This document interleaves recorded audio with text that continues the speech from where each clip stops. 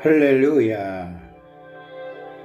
안녕하십니까. 오늘도 생명의 양식 하나님의 말씀을 함께 취하는 시간입니다.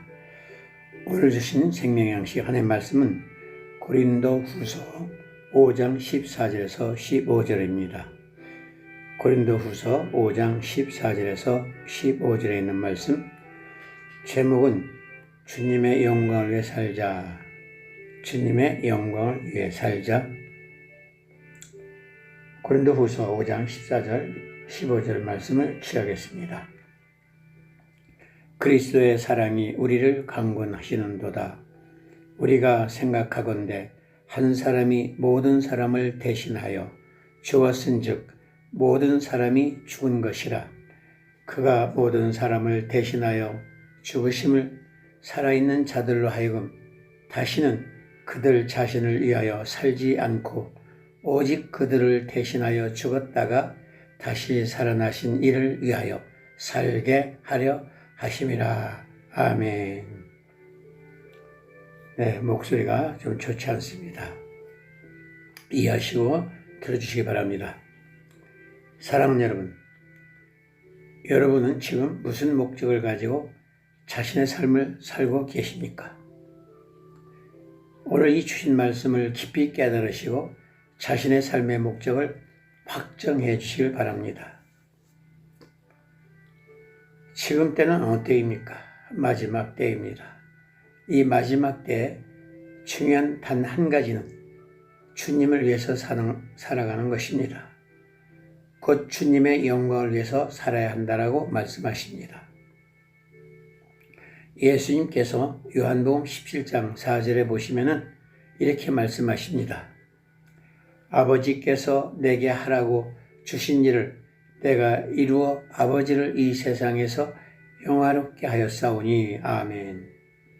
라고 말씀하신 바, 이것이 바로 여러분의 사고 방식이 되어야 하는 것입니다. 하나님 아버지를 영화롭게 해드리는 삶이 바로 여러분의 사고 방식이 되어져야 하고 목적이 되어야 할 것입니다. 그렇다면 하나님 아버지를 어떻게 영화롭게 해드릴까요? 하나님 아버지의 뜻을 행하는 것입니다. 말씀에 순종하는 것입니다.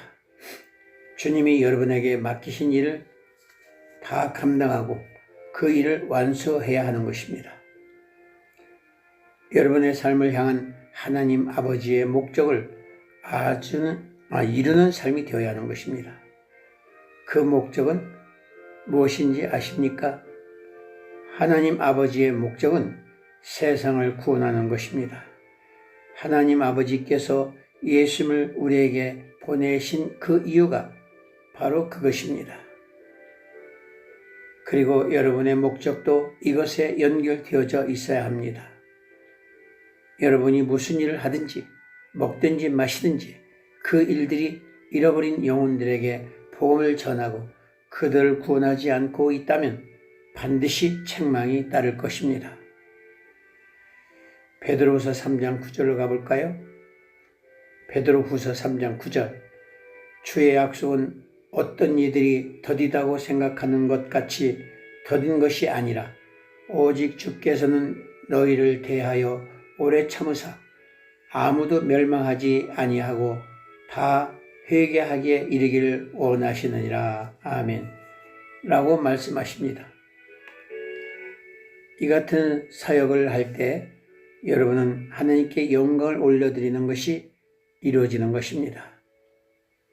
사랑하는 여러분, 하나님 아버지는 이 세상 영혼들을 구원하여 아름다운 삶을 살다가 영생을 가도록 저와 여러분을 통해서 일하도록 원하시고 계신다는 것을 깨달으십시오. 그 삶의 목적이는 가장 행복하고 축복된 삶이기 때문입니다. 여러분이 어떤 분야에서 얼마나 열매를 맺고 있고 생산적이고 행복한 삶인지는 상관이 없습니다. 여러분은 영혼권을 위해서 잃어버린 영혼들의 비참하고 소망도 없고 세상 악한 것들에 짓밟힌 영혼들에게 영생을 갈 수 있는 복음을 전하는 일이 가장 선한 일이고 그 일을 가장 하나님께서 기뻐하시는 사명 감당입니다. 그 사명 감당하기를 추구하는 삶이 있어야 하나님을 영광스럽게 해드릴 수가 있는 것입니다. 자, 볼까요? 그러기 위해서 어떤 삶을 살아야 할까요? 디모데전서 1장 18절로 가보겠습니다. 디모데전서 1장 18절 아들 디모데야 내가 네게 이 교훈으로 명하노니 전에는 너를 지도한 예언을 따라 그것으로 선한 싸움을 싸우라. 아멘. 또한 마가복음 16장 15절에 보시면은 너희는 온 천하에 다니며 만민에게 복음을 전파하라. 아멘. 또 디모데후서 4장 2절 때를 얻든지 못 얻든지 복음을 전파하라. 아멘. 이와 같이 하나님은 인간을 구원하기 위해서 구원받은 자들을 사용하고 계십니다. 그러므로 우리가 구원받은 자라면 죽어가는 자들에게 복음을 전하고 이 세상을 하나님의 의로 덮는 사역을 하여 하나님께 쓰임받는 것입니다. 하나님께서는 이 사역을 위해서 우리에게 사탄의 세력을 대적하여 예수 이름을 사용할 수 있는 권세와 권능을 주신 것입니다. 마가복음 16장 15절에서 18절에 보시면은 너희는 온 천하에 다니며 만민에게 복음을 전파하라. 믿고 세례를 받은 사람은 구원을 얻을 것이요 믿지 않는 사람은 정죄를 받으리라.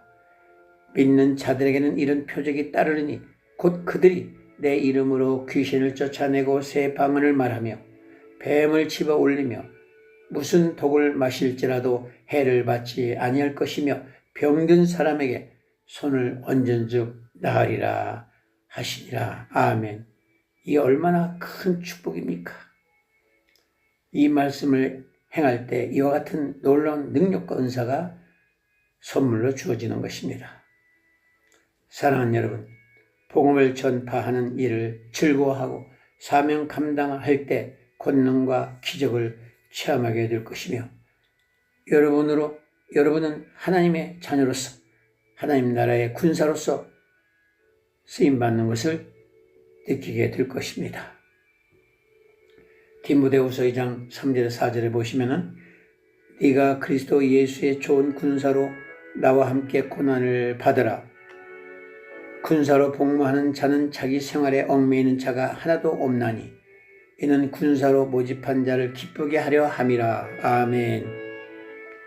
사랑하는 여러분, 여러분은 하나님 자녀로서 영적 전쟁에서 하나님의 군대의 군인이라는 것을 기억하시길 바랍니다. 진정한 군인은 후퇴하거나 항복하지 않습니다. 쉬지 않습니다.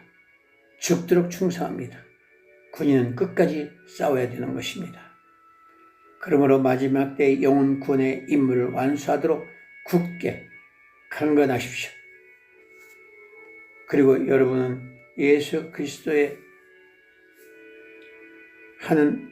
하늘 왕국 군사로서 예수 그리스도의 하늘 왕국의 군사로서 영혼 구원을 위한 싸움에 참여하고 있다는 것을 기억하십시오. 복음을 전하기 위해 중보기도하는 시간을 가지십시오. 영혼 구원을 위한 기도 가운데 승리하고 모든 영혼들이 예수 그리스도께로 돌아오게 하는 역사를 통해서 하나님께 영광을 올려드리는 삶을 살아가는 승리의 삶을 살아가시기를 예수님의 이름으로 축원합니다. 감사합니다.